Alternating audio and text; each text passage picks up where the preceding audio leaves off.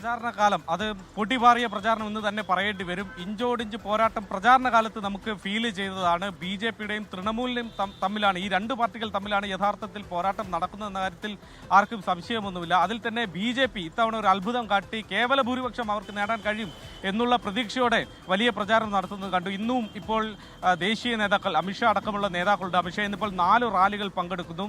തൃണമൂൽ കോൺഗ്രസ് ആവട്ടെ അധികാരം നിലനിർത്താൻ ഇത്തവണയും കഴിയും എന്നവർ പ്രതീക്ഷിക്കുന്നു. വനിതാ വോട്ടർമാർ ഇത്തവണയും ഒപ്പം ഉണ്ടാവും എന്നത് മമതാ ബാനർജി പ്രതീക്ഷയോടെ തന്നെ നോക്കിക്കാണുന്നു. കാലാകാലങ്ങളിൽ വനിതാ വോട്ടർമാർ ഒപ്പം നിന്നതാണ് മമതയെ സംബന്ധിച്ചിടത്തോളം ചരിത്രം. മാത്രമല്ല ബംഗാളിൽ ഏറ്റവും കൂടുതൽ സ്ത്രീകൾ വന്ന് വോട്ട് ചെയ്യുന്ന ആ ശതമാന കണക്ക് പരിശോധിക്കുമ്പോൾ ഇന്ത്യയിൽ തന്നെ ഏറ്റവും കൂടുതൽ വനിതാ വോട്ടർമാർ വോട്ട് ചെയ്യുന്ന ഒരിടം കൂടിയാണ് ബംഗാൾ. അങ്ങനെ പല ഘടകങ്ങൾ വെച്ച് മമതാ ബാനർജി ഇത്തവണ വീണ്ടും ഒരിക്കൽ കൂടി അധികാരം നിലനിർത്താം എന്നത് പ്രതീക്ഷിക്കുന്നു.